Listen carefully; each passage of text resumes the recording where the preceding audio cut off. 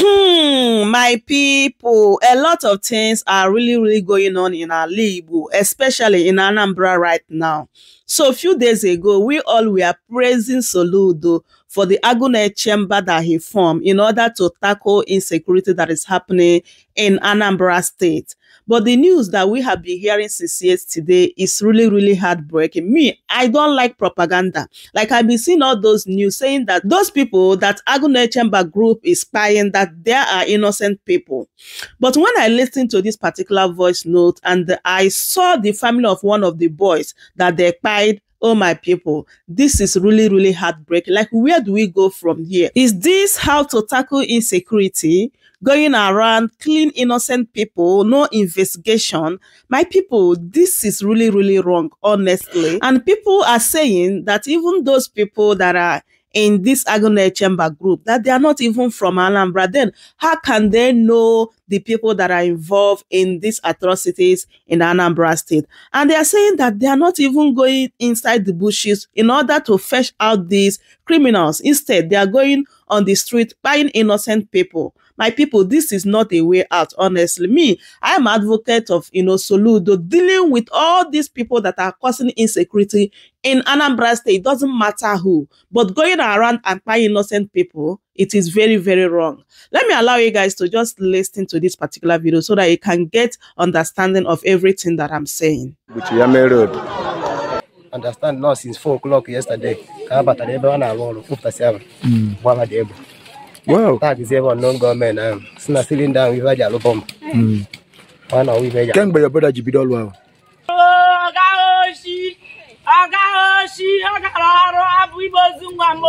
Onye ọbụla hụrụ ozi a tụsara m ya n'ihi na ụmụ ikorobịa atọ ahụ bụ ndị nke ndị ọrụ Soludo gbagburu n'obodo Owere Ezukala mechara wee bụrụ ndị aka ha dị ọcha. Ndewo gị onye ọma na-ege ntị ma na-ekiri ekiri. Ebe ị nọ ugbu a bụ na sim.ch Asịrị FM. Aka m bụkwa nwanne gị nwoke 042 Solex, onye akụkọ ụwa. O nwere ihe onyonyo anyị wetara unu ụnyaahụ, bụ ihe onyonyo na-egosi ndị ọrụ nchekwa ọhụrụ Soludo wepụtara, bụ ndị ama dịka ndị Operation Udogachi, bụ ọtụtụ ihe onyonyo nke ha zipụtara dịka ha gara n'ọhịa ama dịka ọhịa Owere Ezukala nke nọ n'ime okpuru ọchịchị Orumba South na steeti Anambra, bụ nke ha gbagbukwara n'ụmụ ikorobịa atọ ma jide ọtụtụ ndị mmadụ ndị ha tụrụ ịga ma kechie ha anya, wunye ha n'ụgbọala. Kamgbe anyị wetachara ya bụ ihe onyonyo, otu a ka ekwentị anyị si wee na-ebe obepụ obekwakwa, bụ ndị na-ezite ozi, ndị na-akpọkwa n'ekwentị wee na-asị na ihe onyonyo ahụ ndị ahụ zipụtara bụ okwu ụgha. Ọtụtụ n'ime ha bụ ndị bụ ụzọ wee na-ezite ya bụ ozi, ndị zitere ozi olu bụ nke ama dịka voice note.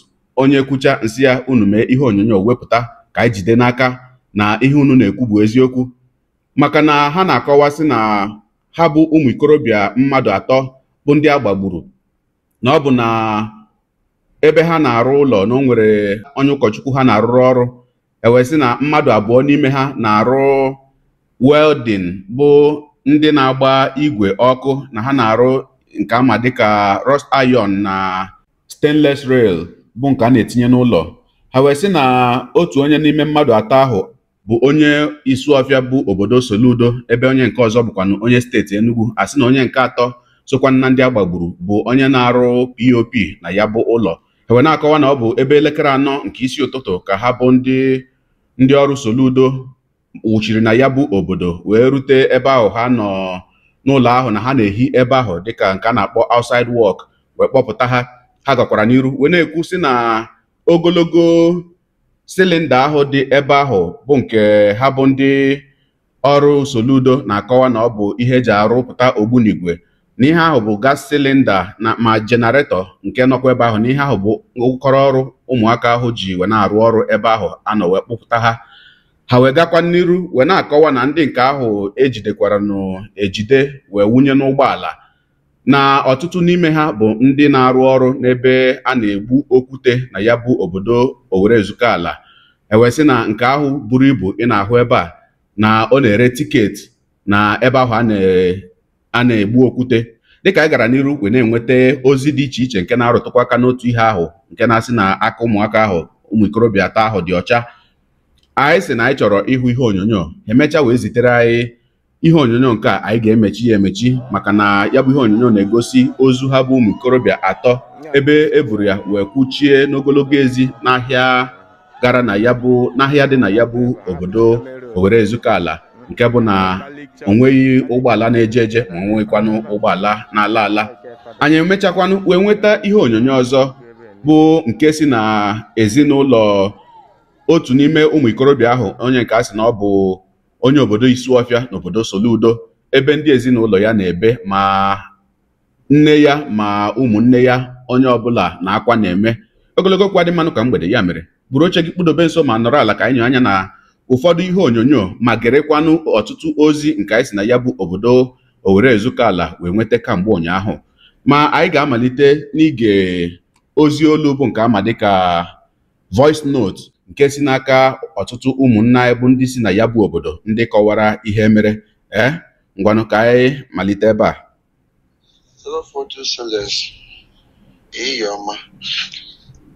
The few video na Owerre Ezukala platform.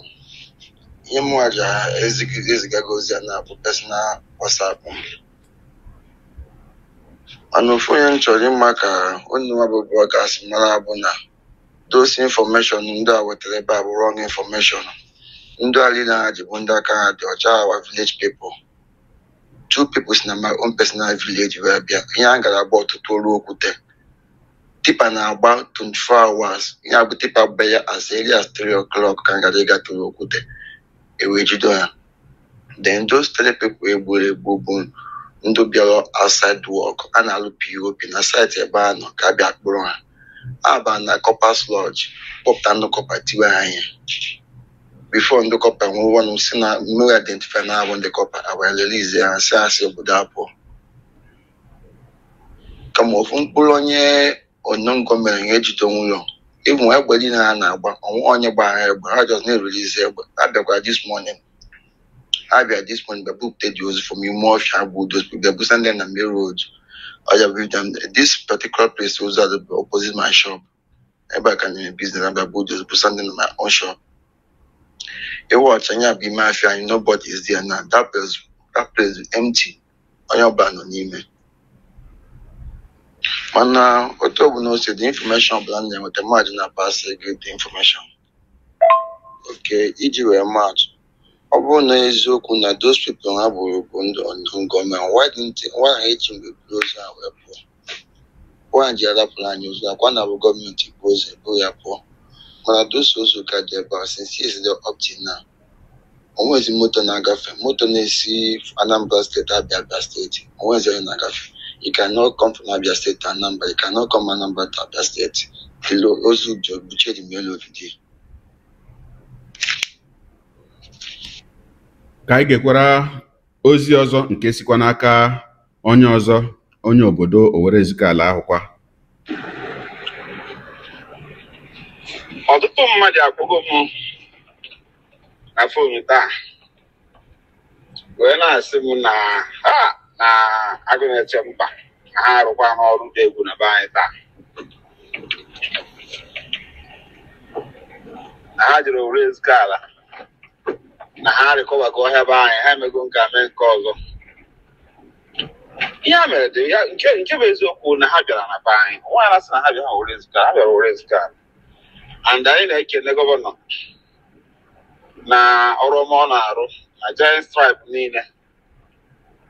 Mana nke bụ eziokwu m na-achịkwa ndị niile na-akpọ m unu nnukwu olu m. Ndị squad bịa na be anyị, moto karị, mmadụ karị, ihe eji arụ ọrụ karị. Mana nke bụ eziokwu bụ na ihe niile a mere nụ bụ n'okporo ụzọ.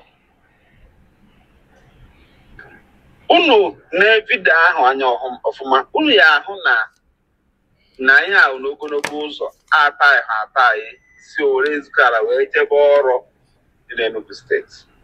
Ebe a ka ha pakịrị wee mee ihe a. Ọnwụ ọhịa dị between these very two communities. These two communities nọ na 2 different local government, 2 different states. Ọhịa ka ndị anụnwa nọ na ya. amachi bunu ụmụazị abịara ndị gọọmenti abịara ije a erughọ n'ime ọhịa ebe ndị anọ.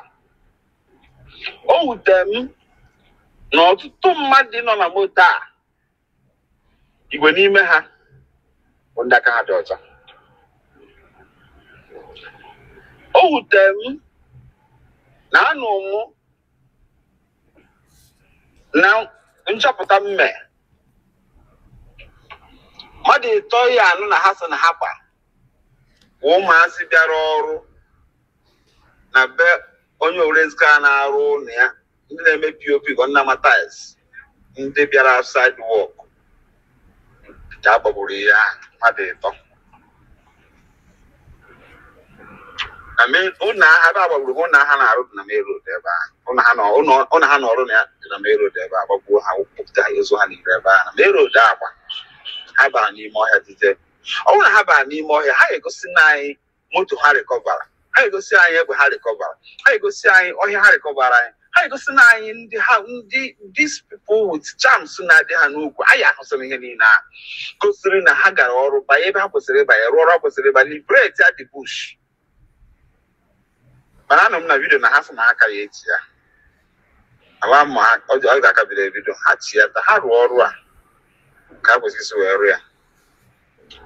Mwute m ka hapụ iwu na ndị enwere ihe ha maara, ndị enweghị ha mere bụ ndị na-ata ahụhụ ihe a nke a mere tata bụ 6th of February 2025. Majority ndị a dị innocent. As a matter of fact, o nwekwuru ndị kọpa na-abụ ha kpụtapụ ndị kọpa metụ identify onwe ha with ID card or whatever nọ na skuulu dị na agafe weda nnukwu na same road a hapụ ndị gọọmenti hapụ ndị kọpa. Mama ndị kọpa ọkara moto ma mebida, mama ndị kọpa anọza moto ma mebida. Mana to round it up, ị ga-eche okwu a ịghọta na ọ bụrụ na ha rụrụ ọrụ ka a kwesịrị isi wee rụọ na ọ na-aka ya agakwa bịa rụọ. Anyị na-recover bush or forest, anyị enwe evidences ya. At the same time, anyị ahụ ihe ha rụrụ.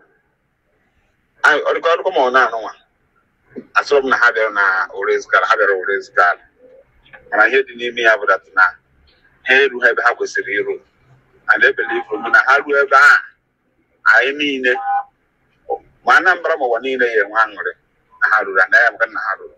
Ekenekwa m ụnụ. Eziokwu just go my mind ebe I'll be listening to ihe na-aga ebe a.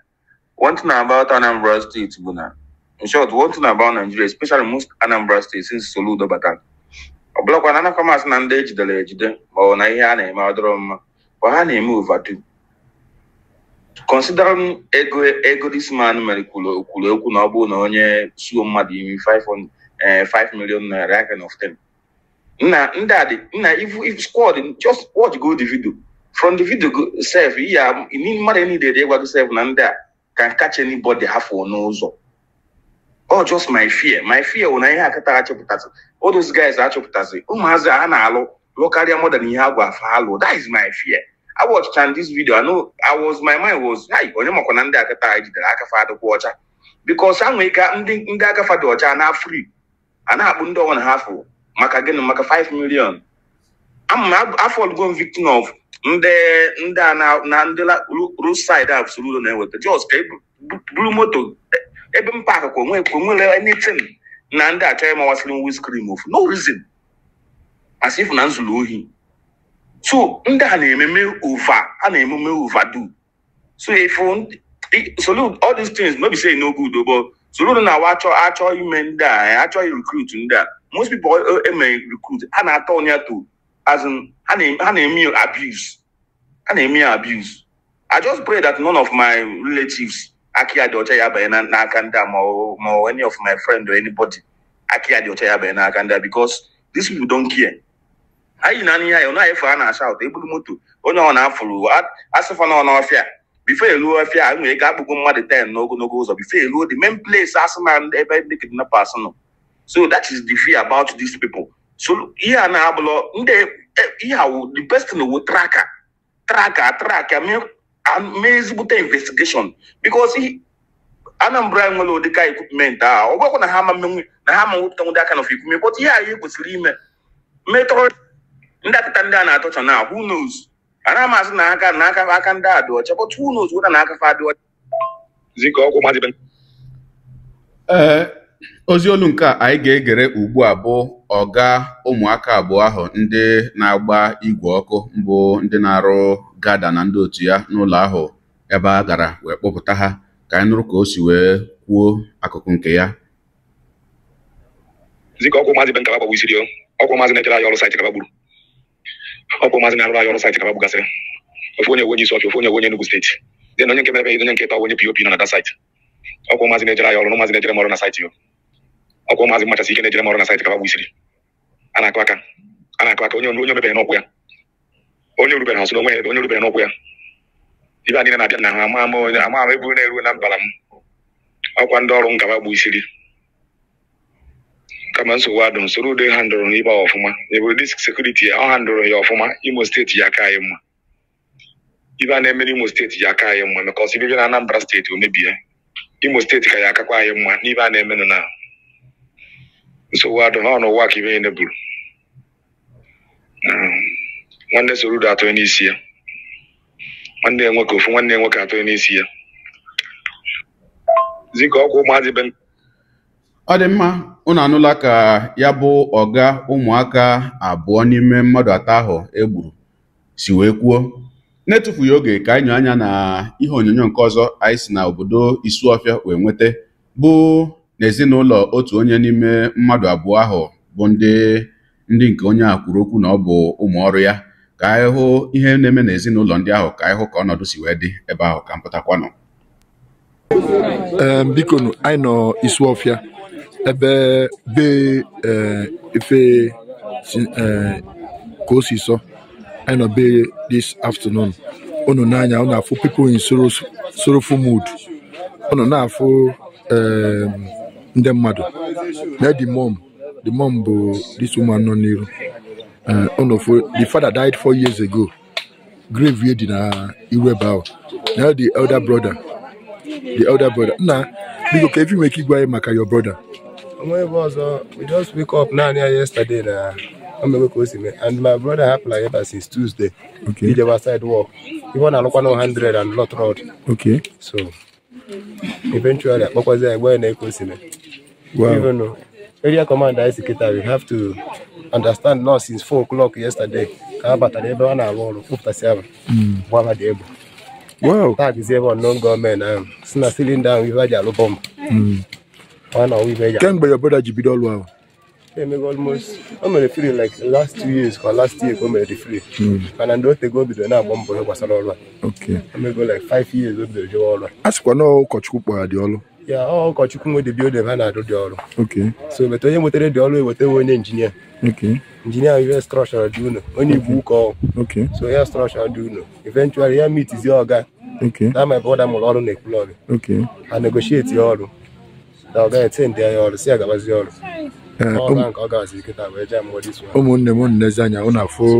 What is going on in Anambra State? They have put this family into a sorrowful mood. Yeah, be phenomenal by yeah, and many Isuọfịa. So all is so painful. So Kemaka on where case you say cover the cops. And the area command send this Monday in the police station on dog Okay. Can we book after those who get the song because since yesterday I can't watch Hanilo. So I can only load you now. Even up to now. I am who didn't go yourself. All from area command carried not however. Okay.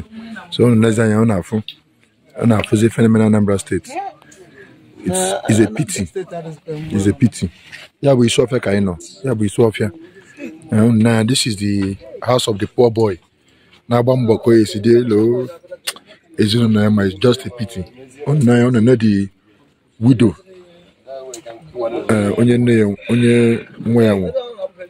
She has tried her best to make sure that now also the can when I call work is dear.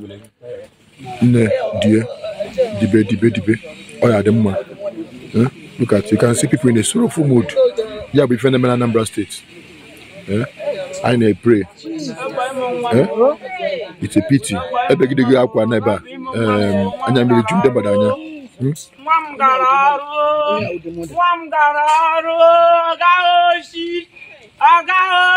ọ gara ọrụ abụ ibe ozu nwa m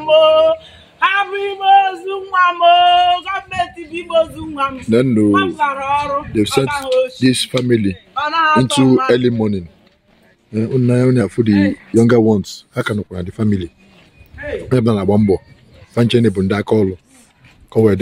Your father died 4 years ago. Ọkwa ikirichala ya bụ ihe onyonyo. Na mbụ ana m asị ka mkpụrụ obi ha bụ mmadụ atọ ndị egburu egbu nakwa ndị ọzọ egburula egbu aka ha dị ọcha n'ala Igbo zuru ike na ndokwa. ise wee na-asịkwanụ ezinụlọ ha bụ ụmụnna anyị Dibenu ndonu ana m ekpekwe na-asị ka Chineke nna kasie ha obi maka na ụdị ha ọ na-agbawa obi nke ukwuu, nke bụ na onye a na-amaghị dịka onye ori, onye a na-amaghị dịka onye ama, onye ọbụla nọ n'obodo mara dịka ezigbo mmadụ na-agba mbọ ọ nọgide nnọọ akọ ụdị ajọ akụkọ a n'isi onye ahụ, ọ na-agbawa obi. Wee na-asịkwa na ihe a abịawakwala na mkpu ahụ m tiri mgbe ewepụtara ha bụ ndị ọrụ nchekwa Udogachi. Asị m na ọ dị mma iwepụta ndị ọrụ nchekwa bụ ndị obodo, ndị mara obodo niile, akụkụ niile nke ya bụ obodo, ma marakwanụ ndị obodo niile, mara otu onye ọbụla si eme. Mana ekwukwara m ya mgbe ahụ sị ma ọ bụrụ na ha ga-eme ya ọfụma, ọ bụrụ na ha ga-ahazi ya ọfụma. O nwere otu okwu m kwuru mgbe ahụ Gọvanọ Soludo si na ọ ga na-enye ndị niile, onye ọbụla na-esuru imi, otu a ga-esi enweta onye omekome ọbụla na a ga-enye ya. Nke mbụ o kwuburu na ọ sị bụ na ọ 10 million, mana mgbe emechaziri wepụta ndị Udogachi na ọ sị na ọ dị 5 million. Mana etikwara m ya bụ mkpu ugbo abụọ ahụ sị na ndị mmadụ nwekwara ike ịga tụọ onye aka ya dị ọcha aka, onye na-enweghị ihe ọjọọ ọ na-eme, mana o nwere ike ọ bụrụ onye ahụ kpọrọ asị makwa na onye okwu na-esere ya na onye ahụ ọ ga nnọọ tụọ onye dị otu ahụ aka sị na ọ na-atọrọ mmadụ ma ọ na-eme ihe dị otu a ka ọ ga-anara gọọmenti ego, nsị na ya bụ ihe ga-amịtakwa ajọ mkpụrụ. Ma lezianụ ebe anyị nọ ugbu a.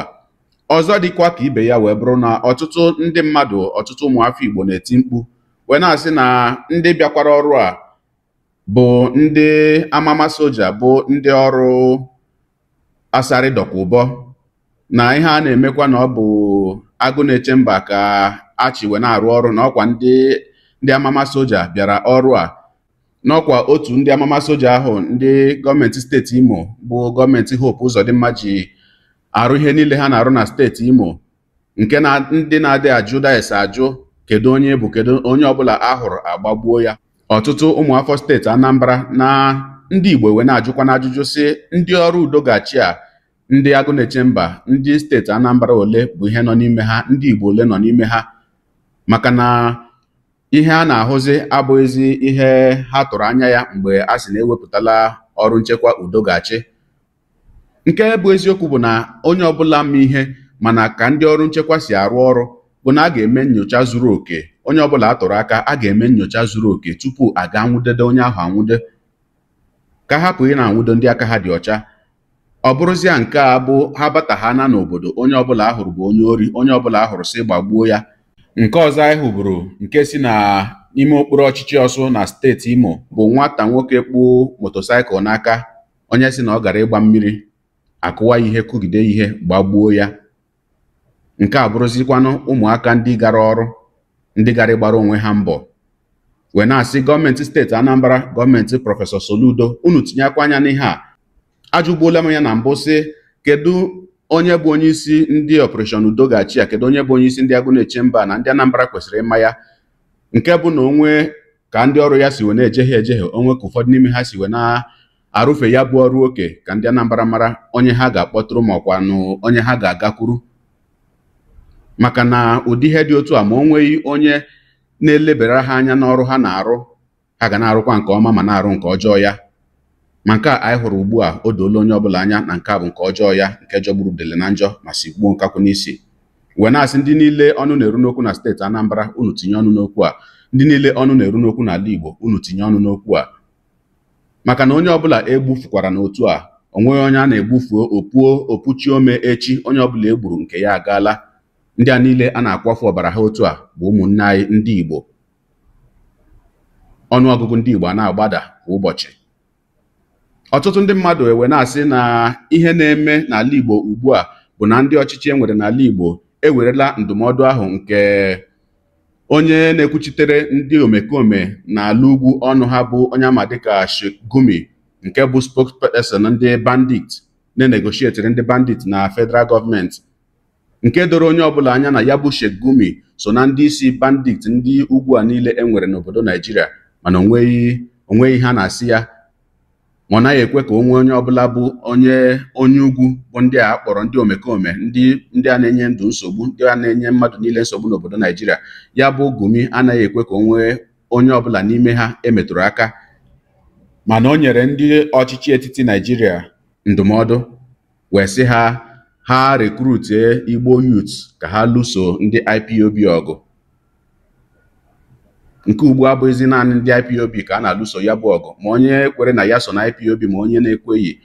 Onye ọbụla bụzi onye Igbo bụzi onye iro ha, onye ọbụla bụzi onye Igbo bụzi target. Ọtụtụ ụmụafọ Igbo ewe na-ajụkwa n'ajụjụ wee sị, kedu ihe mere na ndị ọrụ nchekwa niile a na-ewepụta, ndị gọọmenti na-ewepụta n'ala Igbo bụ naanị ndị Igbo ka ha na-achụ?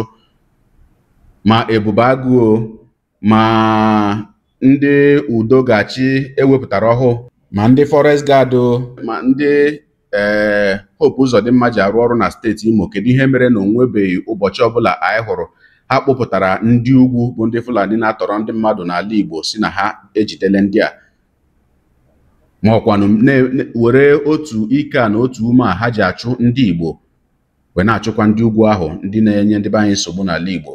Onye ọbụla bụzi onye Igbo bụzi onye iro ha, onye ọbụla bụzi onye Igbo bụzi target. Abataghana n'obodo onye ọbụla ahụrụ akpụrụ, onye abataghana n'obodo onye ọbụla ahụrụ agbagbuo. Ọ jọkwaranụ njọ. Ndị Igbo unu kwukwu okwu n'okwu a, unu tinyekwa ya ọnụ. My people, this is really sad. I can't even imagine what the families of these innocent young men are going through right now. Like, this is not the way at Soludo. Before you can buy anybody, you need to investigate. Let these people go into bushes and fetch these criminals out, as well as the Fulani henchmen that are even buying our people. We have not even seen anyone, just as this our brother said here. So my people, what is going on? Soludo needs to look into this and train his men like very well before they can go into this, honestly. As I bring this update to you guys, don't forget to share the video and also give this video a thumbs up. Thank you so much everyone for watching. Welcome to Chammercy News TV.